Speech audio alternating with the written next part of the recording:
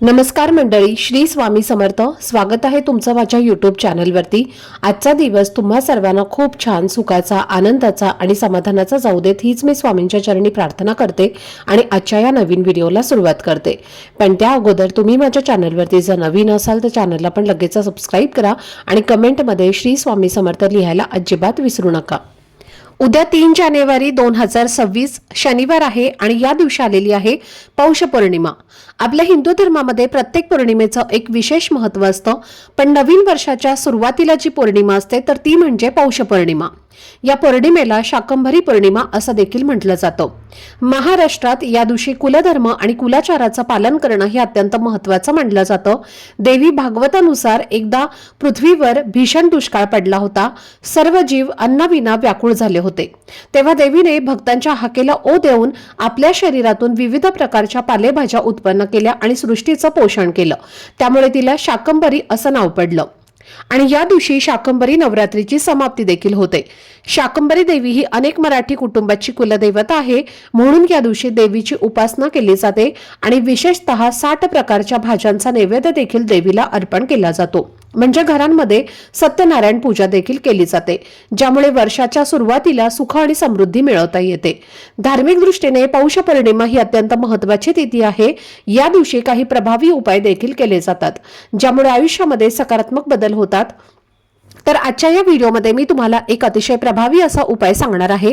उद्या शनिवारी पौष पौर्णिमेला तुम्ही एक वेळ उपाशी राहिला तरीही चालेल, पण गाईला खाऊ घाला ही एक वस्तू. हा उपाय एक खूप प्रभावी आहे. या उपायाने सर्व दुःख, समस्या, अडचणी दूर होतात. घरातील 7 पिढ्यांचं दारिद्र्य नष्ट होतं आणि घर, मुलं आणि पती यांची प्रगती होते. तर अशी कोणती वस्तू आहे जी तुम्हाला गाईला खाऊ घालायची आहे आणि या उपायाची योग्य वेळ काय आहे याबद्दलची संपूर्ण माहिती मी आजच्या व्हिडिओमध्ये शेअर करणार आहे. त्यामुळे व्हिडिओ हा स्किप न करता शेवटपर्यंत नक्की पहा, जेणेकरून तुमच्यापर्यंत योग्य ती माहिती पोहोचेल. आणि तुम्ही माझ्या चॅनलवरती जर नवीन असाल तर चॅनलला पण लगेच सबस्क्राईब करा आणि बेल आयकनला पण प्रेस करा, म्हणजे मी जेव्हा कधीही नवीन व्हिडिओज अपलोड करेन त्याचं नोटिफिकेशन सर्वात आधी तुम्हाला मिळेल आणि तुमचा एकही व्हिडिओ हा मिस होणार नाही. तर आजच्या व्हिडिओमध्ये मी तुम्हाला एक अत्यंत प्रभावी असा उपाय सांगणार आहे. तर हा उपाय तुम्हाला उद्या शाकंभरी पौर्णिमेच्या दिवशी करायचा आहे. हा उपाय तुम्ही सकाळी, दुपारी किंवा संध्याकाळी कधीही करू शकता, जेव्हा तुम्हाला वेळ मिळेल. तर हा उपाय खूप शक्तिशाली आहे आणि त्यामुळे प्रत्येकाने न चुकता हा उपाय करायचा आहे. उद्या पौर्णिमेला जर तुम्ही काहीच नाही केलं तरीही चालेल, पण हा जो उपाय आहे तुम्हाला मी जो सांगणार आहे तर तो नक्की करा. हा उपाय केल्याने तुमच्या मनातील सर्व इच्छा, मनोकामना पूर्ण होतात. प्रत्येकाच्या मनात काही ना काही इच्छा असते. अगदी मी, तुम्ही प्रत्येकाच्या मनामध्ये काही ना काही इच्छाही असतेच. आणि नवीन वर्षाच्या सुरुवातीला आपण अनेक संकल्प करत असतो. आपल्याला वाटतं की यावर्षी ही इच्छा पूर्ण होईल किंवा हे काम पूर्ण होईल. आपण कष्ट, मेहनत आणि प्रयत्न त्यासाठी करत असतो, पण कधी कधी असं होतं की आपले प्रयत्न यशस्वी होत नाहीत.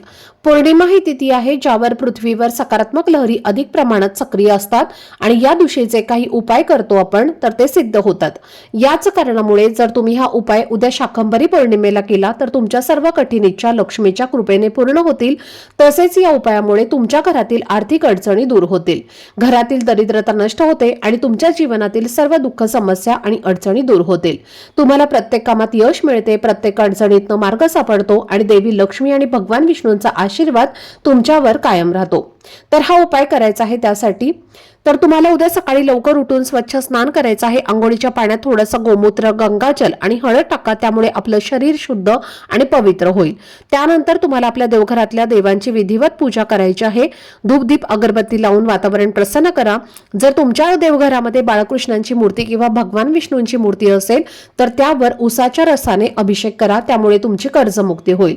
तर ही तुम्हाला अभिषेक जो आहे तर तो सकाळी, दुपारी किंवा संध्याकाळी तुम्ही कधीही करू शकता. जेव्हा तुम्हाला वेळ मिळेल तेव्हा तुम्हाला हा उपाय करायचा आहे. तर उपाय करण्यासाठी तुम्हाला 8 केळी घ्यायची आहेत. केळी ही पिकलेली घ्या, जी पिवळ्या रंगाची असतात तर तीच तुम्हाला घ्यायची आहेत. कच्ची केळी, हिरवी केळी जी असतात तर ती घेऊ नका. 8 तुम्हाला केळी घ्यायची आहेत आणि छोटे छोटे 8 गुळाचे खडे घ्यायचे आहेत. गुळाचे खडे आणि केळी एका ताटामध्ये ठेवायचं आहे आणि हे ताट तुम्हाला तुमच्या देवघरामध्ये भगवान विष्णू आणि माता लक्ष्मीचा फोटो आहे तर त्यासमोर तुम्हाला हा त्याचा नैवेद्य जो आहे तर तो दाखवायचा आहे. आता तुमच्या देवघरामध्ये जर भगवान विष्णूंचा फोटो, मूर्ती किंवा काहीच नसेल तर बाळकृष्णांची मूर्ती ही प्रत्येकाच्या देवघरामध्ये असतेच, तर तिथेच तुम्हाला हा नैवेद्य दाखवायचा आहे आणि तिथे तिथे बसून तुम्हाला 108 वेळेला ओम नमो भगवते वासुदेवाय नमः या मंत्राचा जप करायचा आहे। तुमच्याकडे माळ असेल तर माळेवरती तुम्ही हा जप केला तरीही चालेल आणि नसेल तर तुम्ही काउंट करून 108 वेळेला मंत्राचा जप करायचा आहे। त्यानंतर दोन्ही हात जोडून तुमच्या सर्व इच्छा मनोकामना तुम्हाला पूर्ण होण्यासाठी, तुमच्या जीवनातील सर्व दुःख समस्या अडचणी संपून जाण्यासाठी मनोभावे भगवान विष्णू आणि माता लक्ष्मी यांना प्रार्थना करायची आहे। आणि यानंतर त्या 8 केळींमधले 4 केळी तुम्हाला एका ताटामध्ये काढून घ्यायचे आहेत, 4 गुळाचे खडे काढून घ्यायचे आहेत आणि सोबतच हळदी कुंकू घ्यायचं आहे आणि एक तांब्याचा कलश भरून घ्यायचा आहे, स्टीलचा कलश भरून घ्यायचा आहे किंवा तांब्याचा घेतला तरीही चालेल। या सर्व वस्तू घेऊन तुम्हाला गायीपाशी जायचं आहे। आता गाय तुमच्या स्वतःच्याच घरी असेल तर अतिशय उत्तम, पण जर नसेल तर तुमच्या शेजाऱ्यांच्या घरी असेल किंवा तुमच्या दारावरती गाय येत असेल किंवा तुम्ही गोशाळेमध्ये गेला तरी सुद्धा चालेल। आणि तिथे गेल्यानंतर सर्वप्रथम तुम्हाला गायीला हळदी कुंकू लावायचं आहे, गायीच्या पायावरती पाणी ओतायचं आहे आणि हे 4 गुळाचे खडे आणि 4 केळी तुम्हाला तुमच्या हाताने गायीला खाऊ घालायचे आहेत आणि त्यानंतर गायीला स्पर्श करून तुमची इच्छा व्यक्त करायची आहे आणि गायीला शक्य असेल तर 11 प्रदक्षिणा करायच्या आहेत। 11 प्रदक्षिणा करणं शक्य नसेल तर किमान 1 तरी प्रदक्षिणा तुम्हाला घालायची आहे।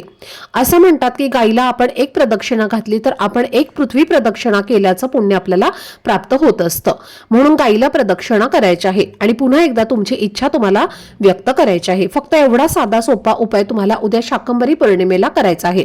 करून पहा, तुमच्या आयुष्यात चमत्कार घडेल, सोन्यासारखे दिवस येतील आणि दारिद्र्य हे फक्त 24 तासातच संपून जाईल। सर्व अडचणीतनं तुम्हाला मार्ग मिळेल, कारण आपल्या हिंदू धर्मात गायीला गोमाता असं मानलं जातं आणि ती विश्वाची माता आहे, कामधेनू आणि लक्ष्मीचं रूप आहे, जिच्या शरीरामध्ये 33 कोटी देवी देवतांचा वास असतो, जी समृद्धी, पवित्रता आणि अमृताचं प्रतीक आहे। म्हणून या दिवशी तिची सेवा करून पूजा केल्याने सर्व देवतांची पूजा करण्यासारखं मानलं जाते आणि हा उपाय केल्याने घरात धन समृद्धी तर येते आणि म्हणूनच तुम्हाला हा उपाय जो आहे तर तो नक्की आवर्जून उद्या करायचा आहे।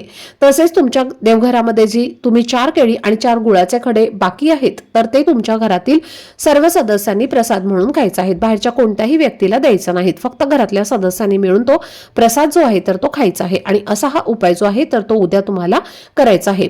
त्याचप्रमाणे तुमच्या देवघरामध्ये अन्नपूर्णा मातेची मूर्ती असेल तर तुम्हाला अन्नपूर्णा मातेची पूजा सुद्धा उद्या नक्की करायची आहे, कारण अन्नपूर्णा माता ही देखील शाकंभरी देवी सारखीच अन्नधान्याची देवता मानली जाते। म्हणून आपल्या स्वयंपाकघराची पूजा करा। स्वयंपाकघरामध्ये जी गॅस शेगडी आहे तर तिथे हळदी कुंकवाने स्वस्तिक काढा, तसेच तिथे त्या गॅस शेगडीची सुद्धा तुम्हाला पूजा करायची आहे। दोन्ही हात जोडून तुम्हाला अन्नपूर्णा देवीचं स्मरण करायचं आहे। स्वयंपाकघरामध्ये बसून अन्नपूर्णा स्तोत्राचं पठण करू शकता। तर या काही सेवा उद्या आपल्याला शाकंभरी पौर्णिमेला करायच्या आहेत।